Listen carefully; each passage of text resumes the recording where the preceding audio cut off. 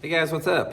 Welcome back to this week's episode of Advanced Bass Fishing, and really appreciate you guys joining me for today's seminar. I got a good seminar for you guys today. We're going to be having a deep dive into different hooks as far as treble hooks, worm hooks, type of hooks you use for all your bass fishing out there. And what I'm going to do is I'm going to go through this and just give you every detail about when you want to use certain hooks, certain sizes, certain styles, certain diameters. Probably the most comprehensive hook seminar that you'll ever see on YouTube or anywhere out there. And I think it's going to add up to not only hooking more fish, but landing the fish that you get them on. So we're going to go over that in today's video. Also, guys, before we get started, just a couple quick housekeeping tips before we get moving into the seminar. I just like to invite everybody out there, if you haven't had a chance, to please subscribe to Advanced Bass Fishing. That's a good way to support the channel. And guys, if you like what we do here on Advanced Bass Fishing and you're learning something, the best thing that, if you want to support the channel, and the best thing that you can do is go to my description of video descriptions and use my tackle warehouse links that I put in there. If you use those links to purchase the tackle you need to buy, the channel gets a small percentage of that commission off the sales. That's a really good way to support the channel. If you need to buy fish and tackle anyway, if you could use those links, it's much appreciated here, and it's a good way to give back. So thank you very much on that. Okay, guys, I'll tell you one thing about this. I've done some hook videos on some of my other channels on intuitive angling and all that in the past. And to be honest with you, they don't do that good. They don't get that many views out there.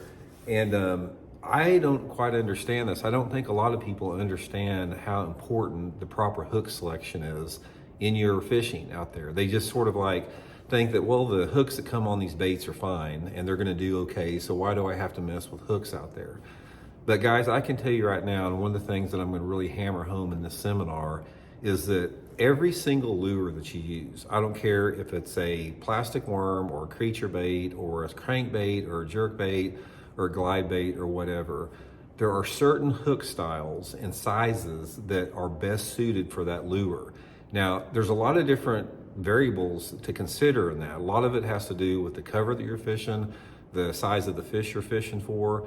But what you're trying to achieve is the hook that allows the lure to have its maximum action and not detract from strikes, and then also to hook the fish the best. So there's a lot of variables that go with that. And one of the myths that I'm going to bust here in this video is that using a bigger hook does not equate to landing more fish out there. I think that's a big myth that we're going to get into. So from that standpoint, it's really going to be important to consider all that type of stuff in there. So first of all, when you're talking about hooks and everything, there's three considerations that I try to make when I'm selecting my, putting the right hooks on my lure. Most of the time, guys, if I'm just fun fishing, or unless I'm really serious tournament fishing or this or that, a lot of times I'll just use the hooks that come with the bait, because most hooks that comes with their bait, they're okay, but a lot of manufacturers try to save money by putting cheaper hooks on the lure, and they bend out easier, they break easier, their points dull quicker, they got the wrong size barb, all that type of stuff. So I'm going to show you guys the hooks that I use here in this video here. You can get you some. I'll put that tackle warehouse link for some of the hooks in here too, if you guys want to get some of the one I'm talking about. But what you're looking for is what I have found out about hooks. Number one is, I don't ever want to use a hook that is too big, because I think one of the biggest things in bass fishing, if you use a hook that's too big, it's a piece of hardware on that lure that causes a fish to maybe think twice before they're hitting it. Because any lure, any hook that's on a lure there like that, I mean, depending upon if it's hanging down, this is not anything that is conducive to getting a fish to bite it. It's something that it doesn't look natural to them. And having no hook at all, like if you just didn't have any hook at all, that's going to be the ideal scenario. And the reason I know this works is because in practice, a lot of times I will either cut my hooks off, like if I'm flipping or pitching or something like that, or like if I'm using a crankbait or jerk bait. A lot of times I'll roll the hooks over, or I'll even cut the barbs off the hook, or I'll use little bitty tiny hooks on there, but just because I don't want to use my more expensive hooks just for practicing. I always get more bites if I cut my hooks off or if I have really, really small hooks on the bait. So the first consideration, guys, number one to remember is you want to always use the smallest hook that you can get a buy with. And I don't mean using like a tiny, tiny hook, but you want to use the smallest hook that will allow you to effectively hook the fish once the fish do bite it. It doesn't do you any good if you can get the fish to hit it, but you can't get them in because you got too small of a hook. So there's a fine line there between using a small hook yet big enough to hook the fish. That's the number one consideration as far as that look on there.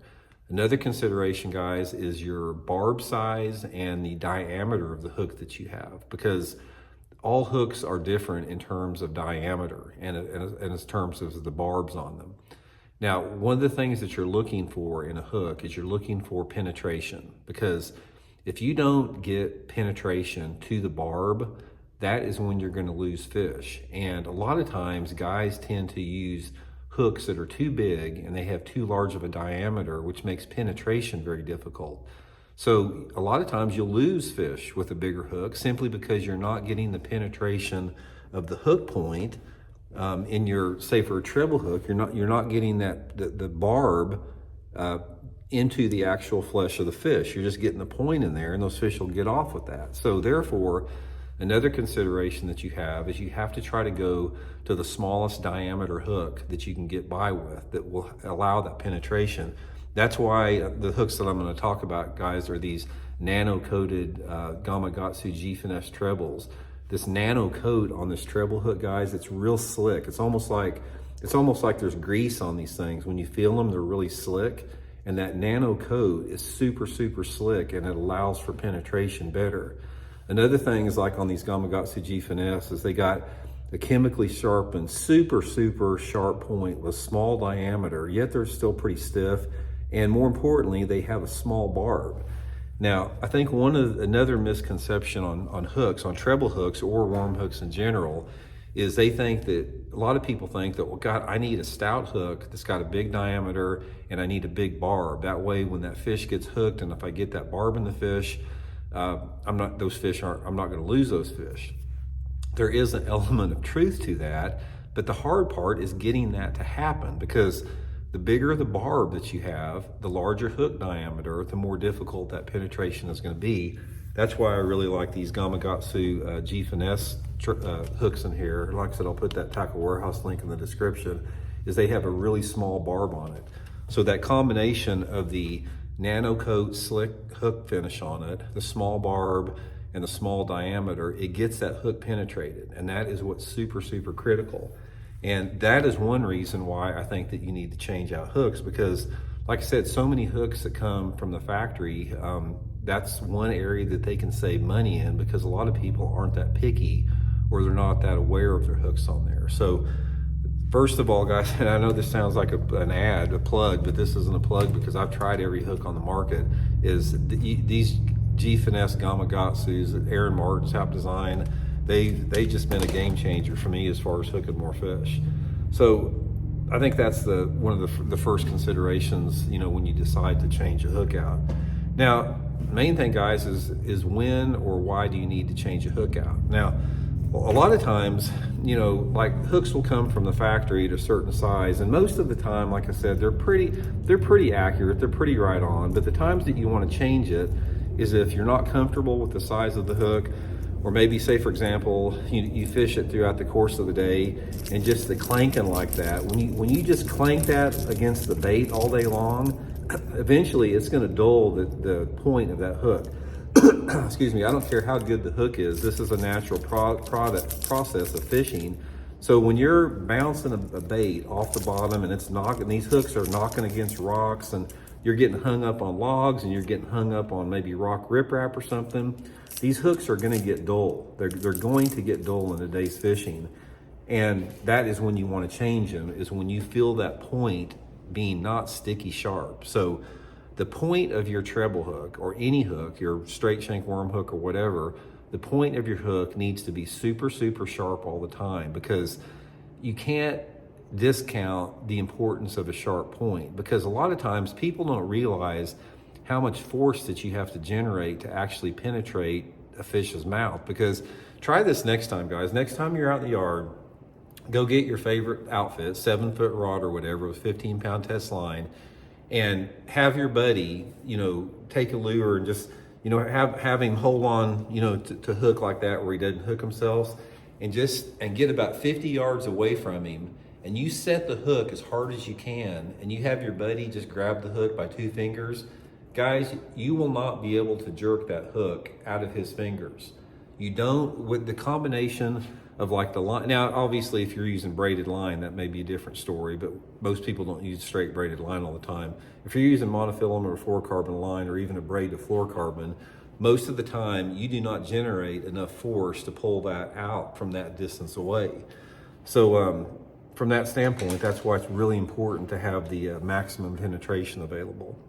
So that's sort of an overview there. Now, I'm gonna turn the camera around here, guys, and I'm gonna show you the hooks that I use, and I'm gonna go through each one of the sizes here.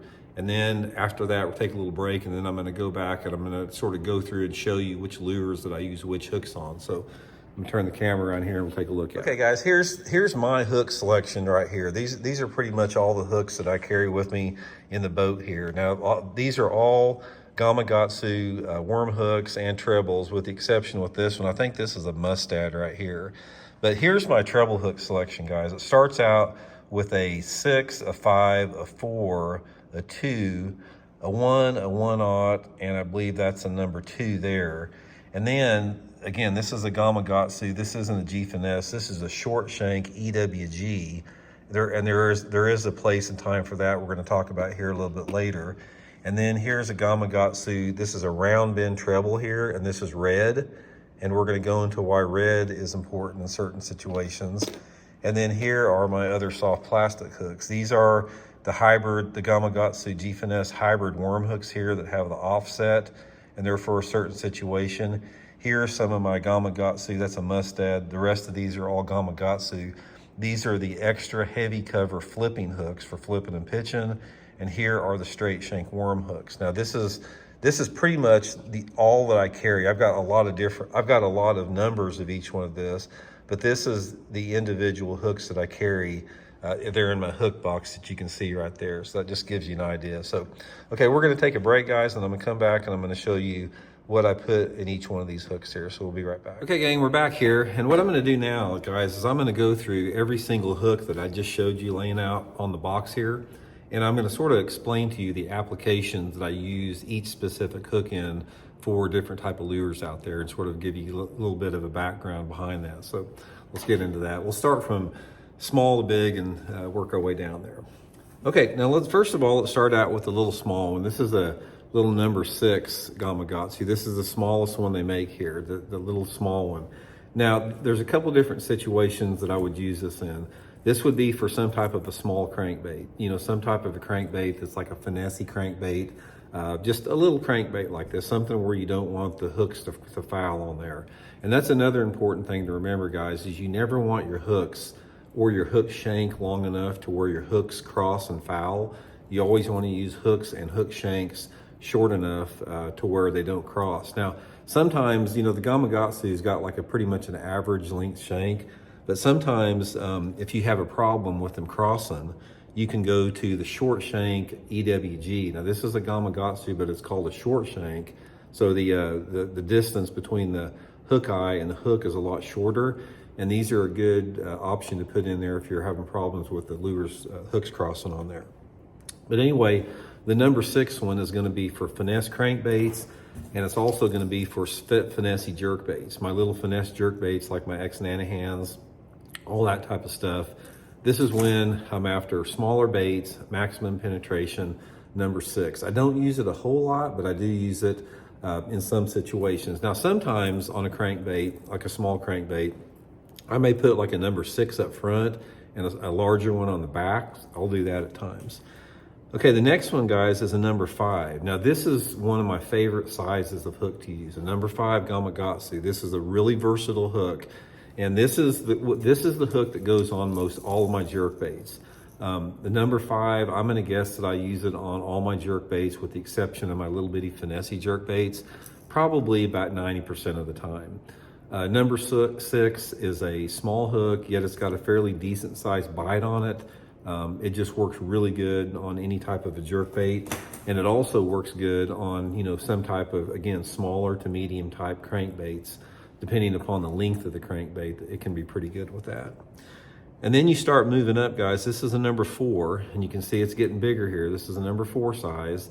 Now, I will at times, if I'm using a larger jerkbait like that Megabass Canada or a bigger one, I'll go to a number 4 on it. Just, the more plastic and the larger the profile is, the bigger the treble hook. So the number 4s are going to be for some more of my larger jerkbaits. They're also going to be for the crankbaits again. As the crankbaits get larger and larger, I'll go to a number 4. And then you've got the number 2 with that here. The number 2, like I said, it's even getting bigger. Again, the number 2 is going to be pretty much relegated, again, to crankbaits, depending upon the size of them. But this is a crankbait hook for like a medium-sized crankbait. And then you're going up to the number 1 size. Now, the number 1 size is a pretty large hook. Now it's going to be on my bigger crankbait, something like this is that Megabass 2.0 square bill. This would be a hook that I would use like on a deep diving crankbait, like a Strike King 6XD or DD22. The number 2 is a really good bait, a really good hook for a larger profile crankbait. And then you start getting bigger and bigger. This is a number 1 here. A little bit bigger here. The number 1, again, it could still be applicable to some larger crankbaits. So if you've got those really big crankbaits like the Strike King, 8XD, or those just the big crankbaits like their 3/4 ounce or 1 ounce rattle trap, the number 1 like here is going to be a good choice for it. And then finally on the line, you've got the 2-aught, which is the largest size of Gamakatsu here. Now this is going to be more for something like a glide bait. This hook is really too big for some type like a crankbait. So this is going to be a hook that I put on like glide baits or hard swim baits or something like that, where you have a large bait on there with it. So that's the treble hooks. Now, a little bit about the EWGs here, guys. The EWG short shanks here. There's some lure categories out there that the design of the bait, the hook hangers are real close together. There's certain ones out there. I'm not real familiar with a lot of different models out there, but for example, if I'm using, say, some type of a rattle trap, a lot of times the rattle trap or some lipless crankbaits, the hook hangers are a little bit closer together. So sometimes I'll use that short shank EWG just to keep them from, getting caught up in there. Works pretty good with that. And finally on the trebles, guys, the reds is one of my last ones here. Now, there's 2 situations where I use the red trebles, red Gamakatsus. One is if I'm fishing in the summertime with a square bill crankbait. If I'm using a bright colored or shad pattern square bill crankbait in the heat of the summer in dirty water, I use red hooks on there. For some reason, it works pretty good. And the other time that I use the red treble hooks is if I'm fishing a jerk bait for smallmouth bass in clear water. Let me tell you a little bit of a story about that, and then we're going to get to the worm hooks here. We were fishing a FLW tournament up at the Lake Champlain. This was 2001 or 2002, something like that. And anyway, in practice, I was fishing a jerkbait. I was fishing the Megabass Vision 110, and I was getting about like 20 big bites a day from these giant smallmouth in practice. And I was making long casts, and they'd hit at the end of the cast, and those suckers, when they bit, they jump 4 foot into the air, and they'd throw the hook every time. It's like I could not keep them hooked, and I'm thinking to myself, it's like, God, I'm going to wind up getting 20 pounds a day of smallmouth on this jerkbait, and I'm not going to get any of them in. I can't keep them hooked out there. And I tried everything. That I put bigger hooks on. I messed around and did this and that. I could not figure out how to get those fish to hit something. So finally, I had some red treble hooks in my box, and I remember somebody telling me about smallmouth, didn't like red. This was like before we knew better. I mean, now that everybody sort of knows back, but this was back when people didn't really know that. Smallmouth don't like red. So I put 3 red treble hooks on that jerkbait, and guys, they ate it like crazy. I was leading the tournament after the first 3 days on that jerkbait doing it, and just going to those red hooks on the jerkbait in the clear water with smallmouth made all the difference. So now, anytime that I am using a jerkbait in clear water, I do go to the red hooks here. So Take a quick break here, guys. We're gonna get back and I'm gonna show you the worm hook setup and a few of my soft plastic applications, so we'll be right back. Okay guys, we're back for the final segment of the seminar here. We're gonna get into the straight shank and the EWG worm hooks here. I'm gonna go over some applications for it. This seminar is gonna be a little shorter than most of our advanced bass fishing seminars because it's not a technique where I'm gonna talk about, seasonal patterns and stuff like that. So a little bit shorter video this week here. Okay guys, so what I'm gonna do is I'm gonna run through all the hooks that I showed you here earlier there, and I'm gonna show you, the situations I use them in. And also, I've got just a handful of examples here because you can see here, all that stuff on the bottom shelf there, those are all soft plastics that I use these hooks with. And if I would show you on every one of those soft plastics there, we'd be here till midnight tonight on this video. So I'm gonna try to make it a little bit shorter and just sort of give you guys an overview of some categories here that I use them on. Okay, so first of all, let's talk about the hybrid worm hook, or the EWG, like this one right here. Now, I'll tell you a little bit about this, guys. A lot of people use this EWG offset style hook for their worm fishing and creature baits and flipping and pitching. Don't do that, guys. I'm telling you, I learned the hard way. I used to use this hook a lot for worms and creature baits and stuff like that. And I just started losing too many fish on it. And I started talking to more and more anglers about the problem. And a lot of the guys that I talked to that did not lose that many fish on soft plastics went to straight shank hooks. This has been a long time ago. So I sort of abandoned the EWG offset hook for my worm type hooks. And there's two applications, or there's two times that I use the EWGs. The first one is with a tube. Now, you need to have an offset hook with a tube simply because the tube's hollow inside. So on an EWG, I do use an EWG on a tube. It just sets in there better, it sets in there nice, and that's the way I set it up with that. Again, the size of the hook totally depends on the bait profile that you're using, so I can't sit there and say one size fits all, but this is a good example. As you want to try to have the hook, excuse me, like this, that is pretty streamlined with the bait. You don't want the bait to have this big honking hook, and see how that fits in there real nice. Now I'll show you what happens if I go up in size. This is right here, this is a 1/0. If I go up to a 4/0, which a lot of people do, let me show you how it's overkill in a 4/0 here, why you don't want to do it. Go up to a 4/0 here, and then you got too much hook there. See how much more hook that is, how much of a visual strike deterrent that is in there. So make sure that you don't go too big on the hooks with that. So that's the first thing on the tube. Now the second bait category that I use with the EWG is on a fluke style bait. Now I fish a fluke with two different ways, and you guys may have seen this before. The only time I will fish the EWG with the fluke like this, if it's super, super thick cover, like I'm trying to get it through grass and shallow cover. Always when you're doing this, come all the way out like that, lay it flush on the top. I will fish it like that occasionally in thick cover, but more apt, I go to the straight shank hook. And this is the way I showed in some of my videos. One of the things, this is a good tip for fluke, is take a straight shank and come through the bottom of the fluke and thread it all the way down, and you're gonna come out the bottom here.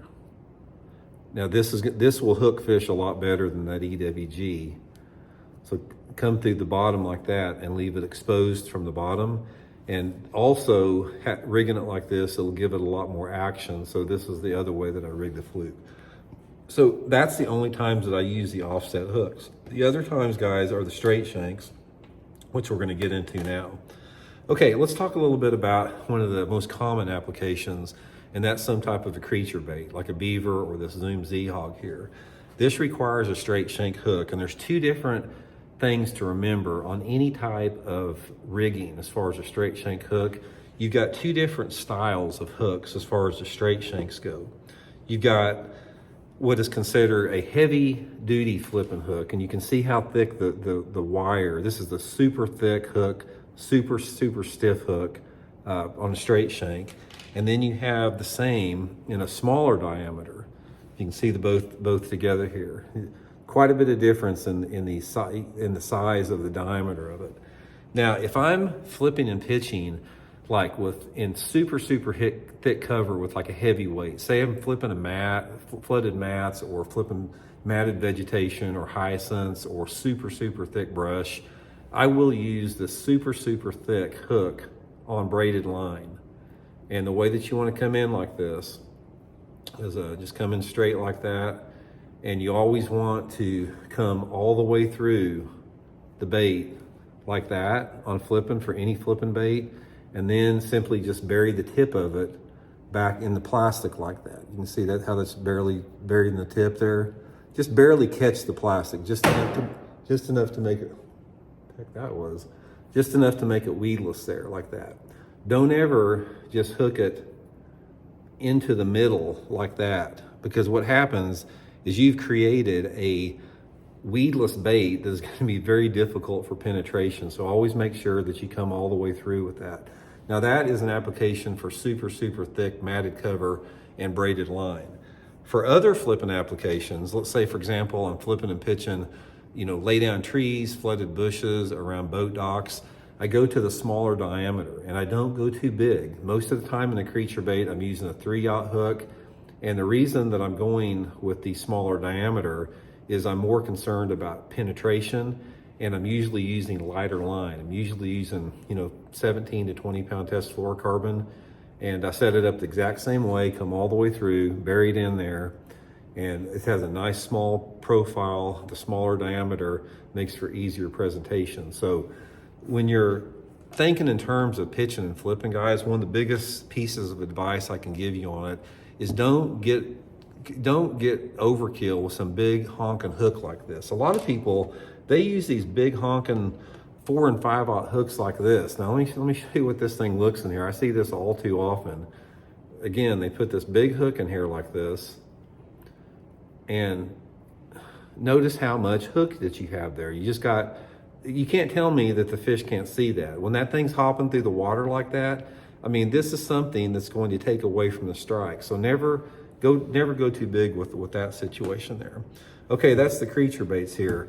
Now for the worms, any type of a plastic worm, like a straight-tailed worm or a big worm like this, again, I'm going back to the straight shank hook. Straight shank hook, anywhere between like a 2 to 4/0. I don't even have any 5/0s. I never use any worm hooks over 4/0. I've experimented with it. I don't care what bait there is out there. There's no need for anything bigger than the 4/0. You don't hook as many, and it takes away from your strikes. But my straight shank rigging method for any type of a worm, I don't care if it's a trick worm, curly-tailed, whatever, it's coming through the head, and then just simply skin hook the straight tailed worm in the side. Now see how it's skin hooked on the side? When that fish bites there, now this is completely weedless. You can fish this on the thickest cover you want to, but when the fish bites that's just gonna break off of there like that, and you're gonna hook that fish. Again, never put it in the middle of the worm like that. You do not ever wanna hook soft plastics with that, because it's too difficult. Do you realize how much power it takes to get that hook through there if you hook it in the middle? Very poor way of doing it there. Now, another category, that's the creature baits and the worms, which is the main category. Another category is your straight-tailed soft plastic stick baits here, which require a little bit different presentation. Now, same deal with them, guys. If I'm fishing a Texas rig with a sinker or a weight, I'm doing the same thing, coming through, hooking it like that, just skin hooking it there. And if I'm wacky rigging it, I'm just going straight through the center with it like that. Piece of advice I'll give you on this again, guys, is you see most people, they have those little bitty collars. They slip those collars over there, and then they hook their wacky rig in that plastic collar. Don't do that, because again, that plastic collar is a visual strike deterrent. And on top of that is when you hook it like that collar, your hook's gonna be like that when you hook it through the collar. And you're not gonna hook it's not gonna look as natural falling through the water, and you're not gonna hook as many. When you hook it through the center like this worm is going to fall just like that. And when that fish comes up and hits it, you're gonna set that hook, and it's gonna have them in the roof of the mouth with that every time. Plus, like I said, they can't see it. So that is the way to rig a wacky right there with it. So anyway, guys, that's pretty much it. I mean, it's pretty simple there. That's just a few lure categories. Now there's a lot of different sizes and diameters of soft plastics. You got your finesse worms, you got different diameters and lengths of plastic worms. But the main thing that I want to reiterate here is when you're rigging your soft plastics, hook them in the side, stay away from the EWGs if you can and the offset hooks, and don't go too big on it. I'll tell you one quick story here before we wrap it up. And I've told this one time in my intuitive angling, some of my intuitive angling seminars. This is how I found out about how you need to use smaller hooks most of the time. I was about 20 years ago, 15, 20 years ago, I was fishing a tournament down at Grand Lake, FLW or Bassmaster, I can't remember. And I was flipping flooded bushes in practice. Water was up in the bushes. And in practice, I always use little junk hooks. I've got a box that I put all like my rusted hooks in there and all my leftovers. And in practice, I'll tie those little rusted hooks on there so I don't have to use my good ones. So a lot of times I'll put a little tiny hook like in a brush hog or something like that and flip it because I don't care if I land the fish or not in practice. So in this particular tournament, I was flipping a brush hog, a full-size brush hog. And guys, I put a little bitty hook in it. I mean, it was like a little, 1/0 straight shank hook like that in a brush hog. And it's like when I'd flip in these bushes and I'd get a bite, and I was trying to shake them off. I didn't even want to set the hook on, but so I'd be trying to shake them off like that, and they wouldn't shake off, and I'd reel them to the boat, and every one of them would be hooked perfectly right through the roof of the mouth with a little bitty hook on there. So the first day of the tournament, I'm ready to go and everything. So I put on my normal, my big flipping hook here, the big, thick diameter flipping hook and that brush hog. And I'm going through there and I'm flipping those bushes and everything. And I think that day I wound up getting 13 bites total, and I got 6 of them in the boat. I wound up losing half the fish that I'd caught, and big ones too that I was losing on those big hooks. And I'd flip in there, set the hook hard with that big hook, and they'd wallow around and come off. Second day of the tournament, guys, I said, I'm just gonna try what I did in practice. So I downsized and I put a little 2/0 hook back on there, and I'd set the hook on the fish, I would just like pull into him gently.